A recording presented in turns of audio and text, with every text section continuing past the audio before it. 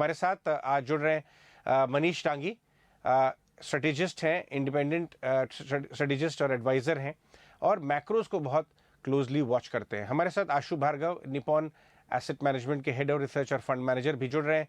लेकिन मनीष से पहले मैं समझना चाहता हूँ, मनीष, एक बात जो ऑफ कोर्स लास्ट कुछ हफ्तों से, महीनों से इन्फ्लेशन बड़ी चिंता बनती रही मार्केट्स के लिए globally, not only in India, और अभी लास्ट कुछ हफ्तों से फूड इन्फ्लेशन एक बड़ा हिस्सा, बल्कि हमारे इन्वेस्टर्स में से भी बहुत कुछ ही लोग होंगे शायद फूड इन्फ्लेशन को बहुत क्लोजली वॉच करते हैं। दूसरी तरफ हमने देखा कि इंडस्ट्रियल कमोडिटीज़ में एक गिरावट आ रही है। ग्रॉस रिफाइनिंग मार्जिन में 30% ही गिरावट है। इंडस्ट्रियल कमोडिटीज़ में रीसेंट टॉप से 20% ही गिरावट है। कुछ लोगों को इससे खुशी मिलती है, दूसरी तरफ वाले चिंता कर रहे हैं कि ऑयल नहीं गिर रहा अभी तक और फूड प्राइसेस नहीं गिर रहे हैं, इनफैक्ट वो बढ़ रहे हैं। तो ये इन्फ्लेशन का कैसा टग ऑफ वॉर आपके हिसाब से इस समय चल रहा है? हाय अजय। तो इन्फ्लेशन का एक छोटे तरीके से देखें तो हमारा जो होलसेल इन्फ्लेशन है, जो हमारे फैक्ट्रीज जिस भाव पे चीज़ों को खरीदती है अमूमन, वो 15% ईयर ऑन ईयर ऊपर है। और जो कंज्यूमर इन्फ्लेशन है, जो एक आम आदमी चीज़ों को अपने खरीदता है, कपड़े लत्ते सब मिला करके, तो वो कुछ 8% ऊपर है। 8 भी बहुत ज़्यादा है, लेकिन 15 बहुत ज़्यादा है। ना एक्चुअली अगर आप हिस्टोरिकल पिछले 50 साल के इतिहास को देखो, तो जब जब WPI और CPI में इतना भयंकर डाइवर्जेंस हो जाता है अजय, कि अब 7% ज़्यादा WPI चल रहा है, तो इवेंचुअली फैक्ट्रीज को अगर ज़्यादा भाव पे माल मिल रहा है, तो इवेंचुअली कंज्यूमर को भी वो ज़्यादा भाव देना ही पड़ेगा। तो एक तरीका तो यह देखने का है कि ऑलरेडी जो इन्फ्लेशन फैक्ट्रीज एक्सपीरियंस कर रही हैं, वो इन्फ्लेशन अभी तक कंज्यूमर नहीं एक्सपीरियंस कर रहा, वो करेगा। दूसरी बात यह है कि आपने क्रूड की बात करी। चाइना को के बड़ी सिटीज को बंद करने के बावजूद क्रूड जो है वो $110-115 पे स्टेबलाइज हो रहा है। अब चाइना धीरे धीरे ओपन अप होगा। मैं काफी महीनों से आपसे ये बात कर रहा हूँ कि क्रूड की जो सप्लाई डायनेमिक्स है ना अजय, वो बड़ी ही तंगी में है अभी। तो ऐसा हो सकता है कि यहाँ से जैसे ही चाइना ओपन करे, क्रूड काफी ऊपर चला जाए, $20-25 और ऊपर चला जाए। वो हमारे देश के लिए बड़ा नुकसानदायक है, न सिर्फ इन्फ्लेशन के पॉइंट ऑफ व्यू से, बट ऑल्सो क्योंकि हम सारा ऑयल जो है बाहर से इम्पोर्ट करते हैं। और आप फाइनल बात यह है कि जो फूड इफेक्टिवली एनर्जी का ही प्रॉक्सी है। जब क्रूड प्राइसेस बहुत ऊपर जाते हैं, जब जब जाते हैं, तब तक फूड प्राइसेस भी ऊपर चले जाते हैं। तो इन सबको इकट्ठा करके देखता होना जाए, तो मेरा व्यू अभी भी वही है जो पिछले 7-8 महीनों से मैं आप लोग को बता रहा हूँ कि इन्फ्लेशन जो है, जो मुद्रास्फीति है, वो यहां से भी और ज्यादा जा सकती है, शायद 9-10% तक पहुंच जाए। और उस हालात में फाइनेंशियल असेट्स, जो मैंने आपको कई बार इस चीज का जिक्र किया है कि जो फाइनेंशियल असेट होते हैं, हो सकता है बॉन्ड हो या इक्विटी हो, दोनों इस माहौल में अच्छा नहीं करते हैं। आशु, आपसे ये समझना चाहेंगे, ये जो चर्चा चल रही है, कुछ ब्रोकरेजेस तो मेटल पे अभी भी पॉजिटिव लेके आ रहे हैं reports, but fact of the matter है कि मेटल प्राइसेस टॉप से 20% नीचे आ गए हैं। और कहीं ना कहीं आज स्वामी ने भी, हमारे स्वामीनाथन अय्यर ने ET में लिखा इस बारे में कि फूड और ऑयल इन्फ्लेशन भले बढ़ा हुआ है, बाकी सारी चीजें नीचे आ रही हैं, क्योंकि आफ्टरऑल इन्फ्लेशन की चिंता ने ही बाजार को हिला के रखा हुआ था लास्ट 1-1.5 महीने। क्या आप किस साइड पे हैं? क्या इन्फ्लेशन का पीक बन गया है उस साइड में, तो फिर मेटल शॉर्ट ये सब चीजें उतर आएंगी, या आप इस साइड पे नहीं है और आपको लगता है इन्फ्लेशन थोड़ा सस्टेन कर सकता है? ये बात सही है कि जो सबसे बड़ा कंसर्न है बाजार के लिए वो इन्फ्लेशन है। मेरे हिसाब से इन्फ्लेशन पीक के आसपास है, बट ये भी सही है कि इन्फ्लेशन यहाँ से ग्रेजुअली ही गिरेगा। तो जो हमने 15% WPI इन्फ्लेशन देखा अप्रैल के महीने में, या करीब 8% के आसपास CPI इन्फ्लेशन देखा इंडिया में, यहाँ से आप उसको बहुत ग्रेजुअल डिक्लाइन देखेंगे। तो कई कमोडिटीज में हमने करेक्शन देख लिया है, और ऐसी सारी कमोडिटीज हैं जो अभी भी एलिवेटेड लेवल पे टिकी हुई हैं। हमें समझना ये जरूरी है कि हमारी इन्फ्लेशन बास्केट में केवल 10% ऐसा पोर्शन है जो इंपोर्टेड इन्फ्लेशन है, जो कमोडिटी लिंक्ड इन्फ्लेशन है। वो इन्फ्लेशन डेफिनेटली आने वाले महीनों में सॉफ्टन होगा, but agriculture prices, services inflation, यहाँ वेजेस, रेंट जो है, इन चीजों में हमें ऐसा लगता है कि कुछ समय के लिए ये ऊपर के लेवल पे रहेंगे, और बड़ा जो आप डिक्लाइन देख रहे हैं इन्फ्लेशन में, वो आप सेकेंड हाफ में देखेंगे, चाहे वो इंडिया में या globally. I think inflation concern last quarter of this financial year या second half of this calendar year, वहां आप ज्यादा इसको लेस ऑफ अ रिस्क पाएंगे, और तब कहीं जाके पॉलिसी मेकर्स भी जो उनका एग्रेसिव टाइटनिंग स्टैंस है उस पे हो सकता है वो भी एक रोकथाम लगाए। राइट तो ये जो यूएस वापस से रिसेशन की तरफ बढ़ गया है, कुछ लोग कहते हैं ऑलरेडी कगार पे है वहाँ पे, और चाइना कुछ इंडिपेंडेंट एनालिस्ट तो बता रहे हैं कि एक्चुअली नेगेटिव ग्रोथ हो रहा है, जिन्होंने अपने नेक्स्ट क्वार्टर की ग्रोथ भी सेट की है वो 20-25 साल में लोएस्ट है। उसका असर क्या देखते हैं आप इन्फ्लेशन के कंट्रीब्यूटर्स पे चलते हुए नेक्स्ट कुछ महीनों में?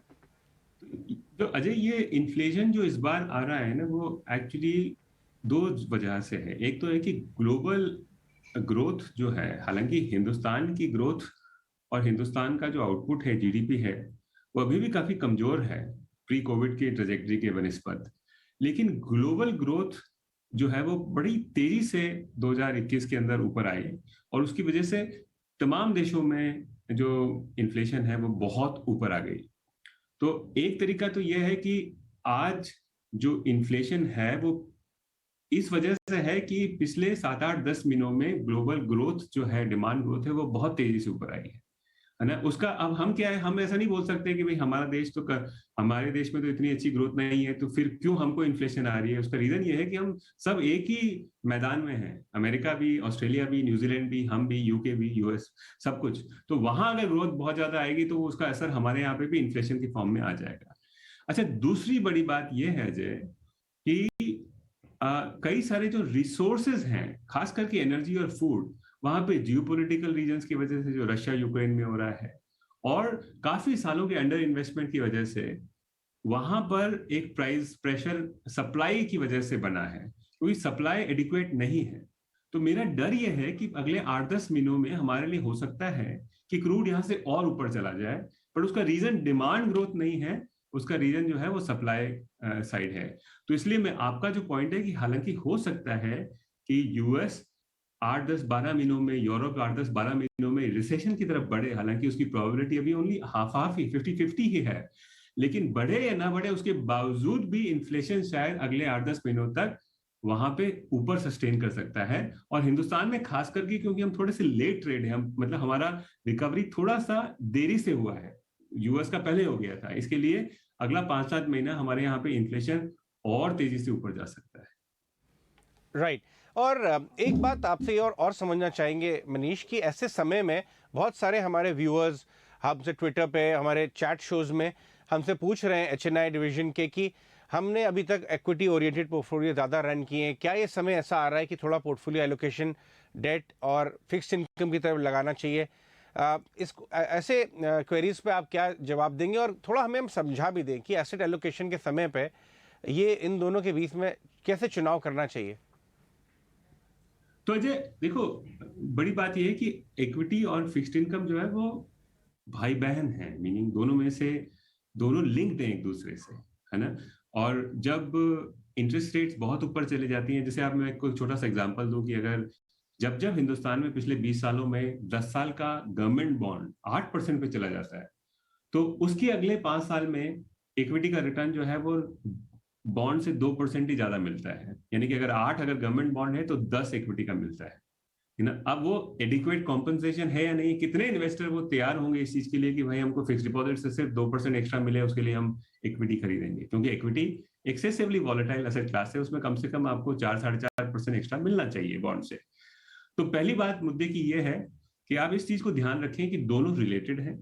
जब फिक्स इनकम या इंटरेस्ट रेट्स बहुत ऊपर चले जाती हैं, तो खास करके 8% और उसके ऊपर, तो इक्विटी एलोकेशन कम करके आप फिक्स्ड इनकम एलोकेशन आपको बढ़ाना चाहिए। अगर आप एक स्टैटिक पोर्टफोलियो चलाते हैं तब भी आपको थोड़ा सा रीएलोकेट फिक्स्ड इनकम की तरफ करना चाहिए। क्यों? क्योंकि आपको इक्विटी रिस्क प्रीमियम जो है अगले 4-5 सालों में 8% हिट करने के बाद में कम हो जाता है।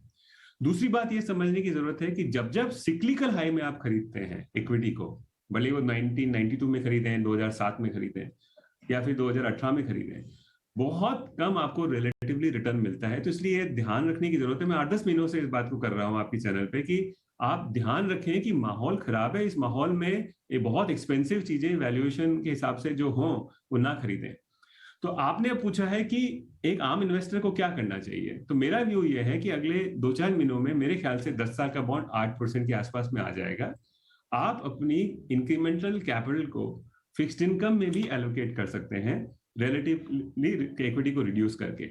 दूसरी बात, इन जनरल मेरा एक बड़ा व्यू रहा है पिछले 8 महीनों से कि आप small cap mid cap space को थोड़ा सा अवॉइड करें, क्योंकि वहां पे थोड़ा सा यूफोरिया भी था और वहां पे एक्चुअली क्या है, लिक्विडिटी इतनी कम होती है कि जैसे ही मैक्रो खराब होता है सब लोग वहां से छोटी सी लेन से भागने की कोशिश करते हैं और उसकी वजह से आपको लिक्विडिटी मिलती नहीं है और आपके रिटर्न एकदम खराब हो जाते हैं। तो मोटा व्यू ये है अजय कि थोड़ा सा ओवरवेट फिक्स्ड इनकम हो और अंडरवेट इक्विटी हो इस पीरियड के अंदर अगले 5-7 महीनों में। Fair point. अब चलिए नेक्स्ट क्वेश्चन पे आते हैं। आपने बोला, मैंने आपकी बात का ध्यान दिया कि ग्रेजुअल डिक्लाइन आपको दिख रहा है।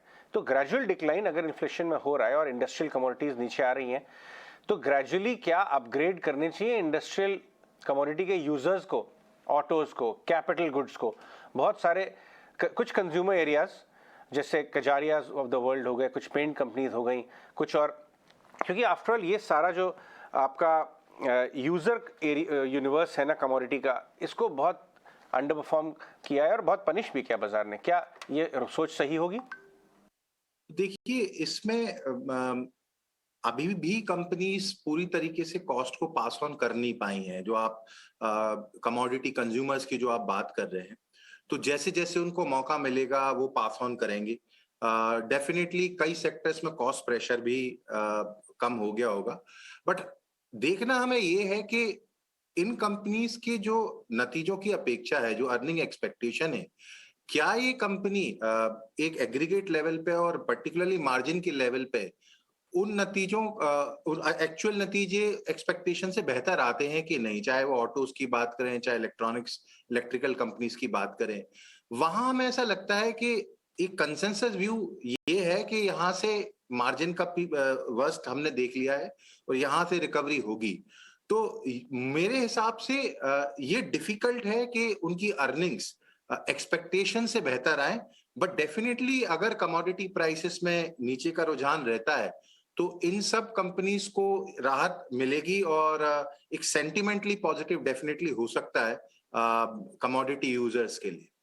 श्रीनिवास राव हमारे साथ जुड़ रहे हैं, पीजीआईएम इंडिया म्यूचुअल फंड के सीईओ हैं। श्रीनिवास, ये जो लास्ट 24 आवर्स में कुछ फैक्टर्स टेबल पे आए हैं, ये कोई नई बात नहीं है कि इन्फ्लेशन बहुत बड़ी चिंता है।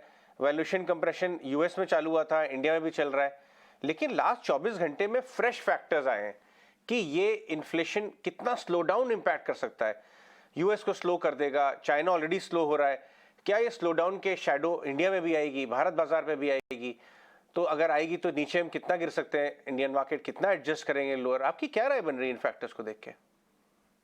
देखिए, शॉर्ट टर्म तो कंसर्न्स आर डेफिनेटली विजिबल, दिख ही रहा है कि देयर आर प्रॉब्लम्स एंड इस तरह से आरबीआई ने इंटरिम में आके इंटरेस्ट रेट बढ़ाया है, that itself says that things are not okay and also indicates the change in direction. RBI ने अपना डायरेक्शन बदल दिया है। पहले ग्रोथ को बहुत ज्यादा फोकस था, अभी inflation as clearly emerged as a concern, इसीलिए वो लोग ने मिड टर्म में आके अपना व्यू और डायरेक्शन बदला है। सो ग्लोबली ये क्या है ना, अगर सिर्फ इंडिया होता तो मैनेजेबल है। ग्लोबली इन्फ्लेशन का कंसर्न है, इंटरेस्ट रेट का कंसर्न है, and it is only matter of time before India में भी things will become little challenging. अपने पास देखेंगे तो WPI CPI दोनों भी काफी ऑल टाइम हाई में चल रहे हैं। So it is only matter of time before we will see this impacting a growth, and इसीलिए we are taking steps that we need to take to ensure that things don't go out of hand. So I think on interest rate inflation one need to be clearly worried, but I think मेरे हिसाब से corporate India का performance देखेंगे तो अभी भी बढ़िया चल रहा है। ये फोर्थ क्वार्टर में अभी तक आई थिंक 60% रिजल्ट आ चुके हैं। वहां पे भी हम देखेंगे तो numbers are better than analyst expectations. तो प्रॉफिट ग्रोथ करीबन 35% आया हुआ है। So corporate India is doing well, but ये इन्फ्लेशन को कंट्रोल करना बहुत जरूरी है। तो नियर टर्म इंडिया में नहीं है, ऑल ओवर वर्ल्ड प्रॉब्लम है, इसके वजह से FIs are selling. So we will also see market being very, very volatile, but I would say that medium term perspective में things are looking okay. Right Srinivas, ये जो स्लो डाउन आ रहा है इससे ये भी तो हो रहा है कि ग्लोबल कमोडिटी प्राइसेस बहुत जोर से गिरेंगे। हमने ऑलरेडी देखा है कॉपर 7 मंथ लो पे आ गया है, रिफाइनिंग मार्जिन गिर रहे हैं, मेटल, लेड, स्टील सब नीचे आ रहा है, तो उससे तो कमोडिटी यूजर स्टॉक्स लेने चाहिए, ऑटो, कैपिटल गुड, आप ही क्या राय? देखिए बात सही है, बट ये जो लास्ट 3-4 महीने में जो रेट्स बढ़े हैं वो भी बहुत अबनॉर्मल बढ़े हैं। स्टील की बात करेंगे तो अक्टूबर नवंबर से steel has gone up so sharply, nobody expected that this will sustain. तो अभी जो करेक्शन आ रहा है, it is needed, correction is warranted, it is not yet been paused on.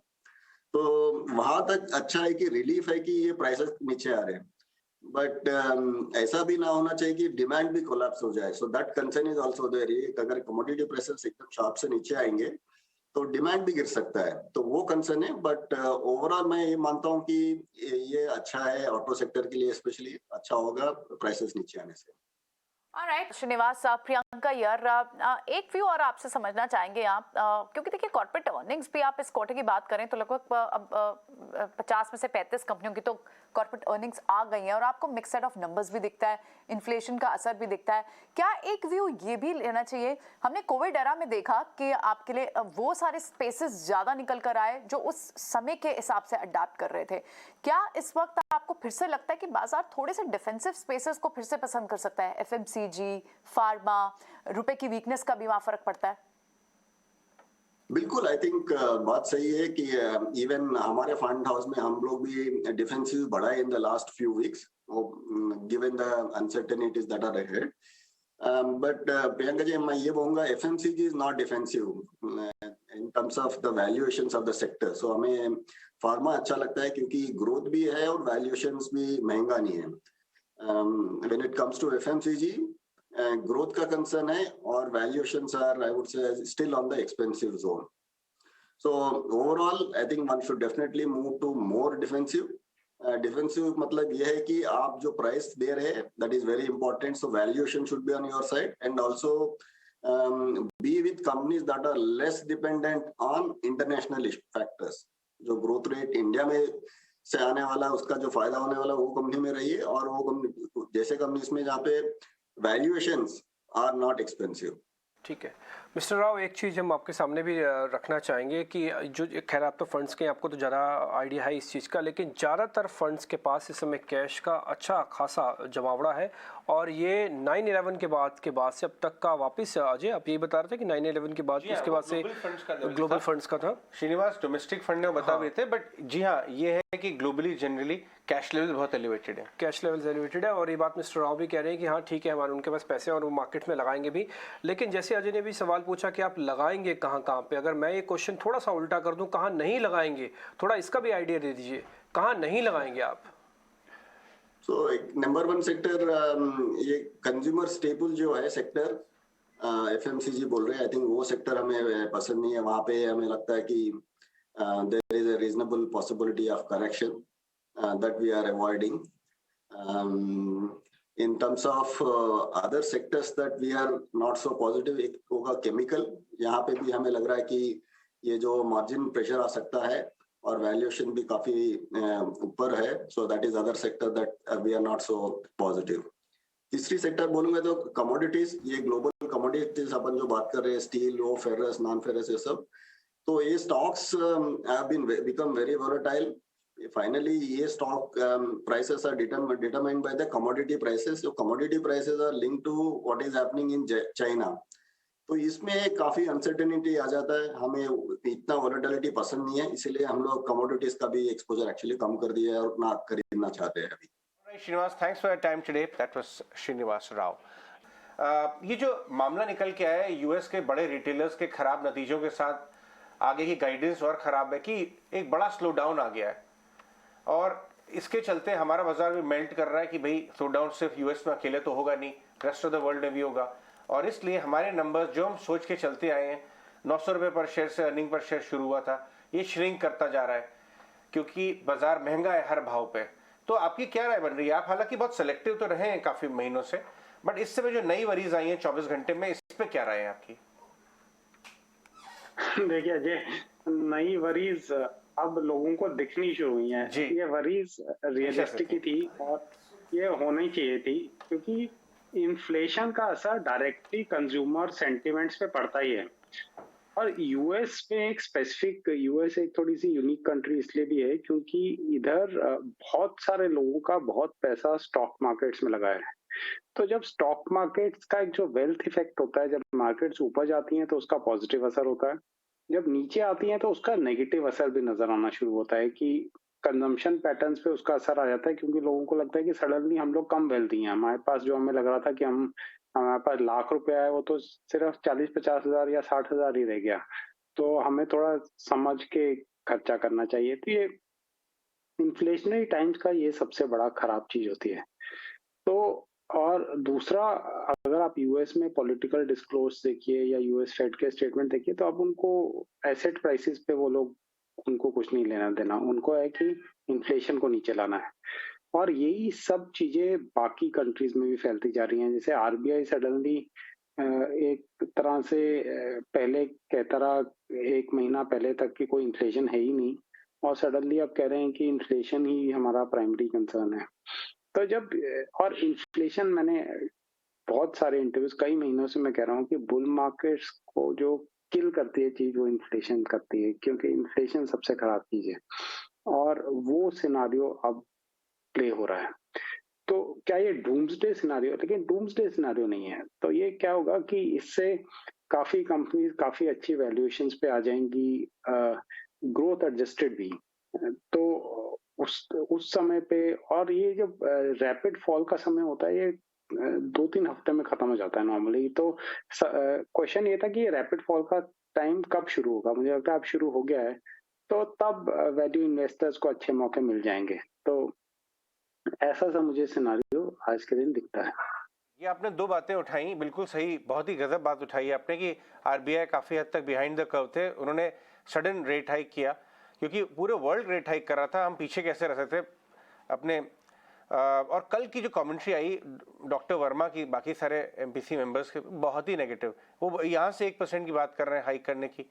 Anyways, अब बाजार शायद पकड़ रहा है, हमेशा बाजार ओवरशूट करता है, बेरिश में भी ऊपर ज्यादा खुश हो जाता है और बेरिश में नीचे की तरफ ज्यादा दुखी हो जाता है खुशी के टाइम पे और ओवरशूट करता है। बट आपने एक पॉजिटिव बात कही कि धीरे धीरे अच्छे वैल्यूएशन आ रहे हैं। बट दो सेक्टर्स की बात करूंगा। एक मेटल इंडेक्स जो कंप्लीटली ग्लोबली लिंक्ड है, 20% metal actual commodity prices top से नीचे हैं और वहां एक्टिव शॉर्टिंग हो रही है। दूसरा आईटी, उसको भी एक ग्लोबल सेक्टर समझा जाता है, यूएस लिंक्ड है, यूएस में स्लो डाउन मतलब आईटी पे इम्पैक्ट। इन दोनों पे क्या व्यू बन रहा है आपका? देखिए अजय, आपने काफी जवाब अपने स्टेटमेंट में, एक सवाल में ही दे दिया कि यूएस में अगर स्लो डाउन का अंदेशा है, तो अगर स्लो डाउन की एक्सपेक्टेशन है तो उसका डायरेक्ट असर आईटी स्पेंडिंग पे पड़ेगा, क्योंकि यूएस की इकोनॉमी और यूएस की कंपनीज कैसे काम करती हैं ये समझना बहुत जरूरी है। सारे आईटी कंपनीज, इंडिया के मैनेजमेंट्स कह रहे हैं सब कुछ बहुत अच्छा है, अगले 5 साल बहुत अच्छे रहेंगे, और बहुत सारी ऐसी चीजें। यूएस एक टिपिकल इकोनॉमी है जहां जैसे ही थोड़ा प्रेशर आता है तो उनके सीईओज को होता है कि प्रॉफिट मेंटेन करना है, प्रॉफिट कैसे मेंटेन किया जाए। हायरिंग जहां बहुत तेजी से चल रही थी वो सडनली फायरिंग में कन्वर्ट हो जाती है, बहुत सारे प्रोजेक्ट्स जो चल रहे थे सडनली उनको खत्म कर दिया जाता है। और ये एक रिस्क बनता जा रहा है टेक्नोलॉजी सेक्टर के लिए आज के दिन, कि ये कंपनी के मैनेजमेंट बहुत बुलिश हैं, लेकिन रियलिटी ये है कि अगर हाइपोथेटिकली अगले 2-3 क्वार्टर में कोई एक क्वार्टर ऐसा आता है जिसमें 1-2 क्वार्टर में यूएस में रिसेशन आता है, वहां रिसेशन का डेफिनेशन है 2 quarters of declining quarterly growth. तो ऐसे सिनारियो में क्या आईटी कंपनी जो बहुत एग्रेसिव ग्रोथ गाइडेंस दे रहे हैं वो मेंटेन कर पाएंगे? तो वो एक बड़ा कंसर्न है। दूसरा, ये सब कंपनीज एक आईटी इंडेक्सेस के पार्ट हैं, सब नैस्डैक पे लिस्टेड हैं, तो अगर वहां पे मेल्टडाउन हो रहा है तो क्या हम बच सकते हैं उससे? तो ये सब इन्वेस्टर्स को ध्यान में रखना चाहिए। लेकिन इससे क्या होगा कि ये इंडियन आईटी कंपनी बहुत कैश जनरेटिंग भी हैं, जो पुरानी कंपनीज है, मैं नई न्यू जनरेशन कंपनीज की बात नहीं कर रहा, तो लेवल जरूर इनमें आ जाएगा अच्छे बाइंग का। जैसे इन्फोसिस आज के दिन 1400 पे है, 1400 पे भी मुझे डिसेंट वैल्यू दिखती है इन्फोसिस में, लेकिन मुझे लगता है कि अभी नेस्डैक का मेल्टडाउन शायद खत्म नहीं हुआ। तो अगर हमें इससे भी 5-10% नीचे इन्फोसिस मिल जाए तो तब लेने का मौका बन सकता है। मेटल्स पे लेकिन मैं काफी नेगेटिव रहूंगा, क्योंकि कमोडिटीज पे, क्योंकि अल्टीमेटली यूएस फेड क्या कह रहा है कि हम तब तक रेट हाइक करते रहेंगे जब तक इन्फ्लेशन कंट्रोल में नहीं आता। इसका मतलब क्या है कि वो तब तक एग्रेसिवली हाइक करेंगे जब तक ये सारे कमोडिटी प्राइसेस क्रैक होने शुरू नहीं हो जाते हैं। और जब ये क्रैक होने शुरू होंगे इनमें फॉल काफी जोरदार तरीके से आएगा। तो मुझे लगता है कि बेस्ट जो है कमोडिटीज का कम से कम इस साल के लिए हमारे पीछे है। तो कमोडिटी स्टॉक्स पे निवेशकों को हर बाउंस पे एग्जिट करना चाहिए, और जो यूजर इंडस्ट्रीज हैं उनको फायदा होगा। तो जो फॉल है उस पे फोकस, जैसे ऑटो हो गया सेक्टर, कैपिटल गुड्स हो गया, इन सब कंपनीज पे फोकस करना चाहिए फॉल में।